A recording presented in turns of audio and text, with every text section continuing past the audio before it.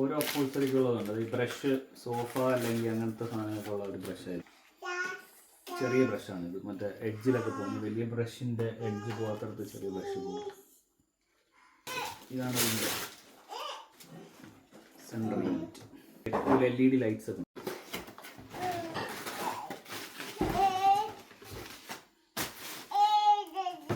വേണ്ടി anti order ഒരു spray ഉണ്ട്.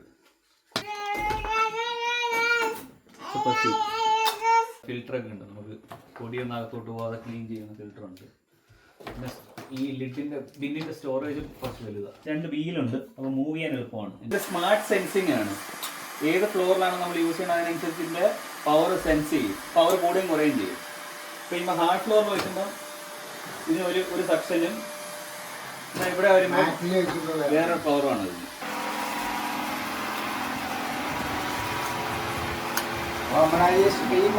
10 സെക്കൻഡ് എടുത്ത് ലോഡായത്. ഞങ്ങൾ കാണുമ്പോൾ പുറത്ത്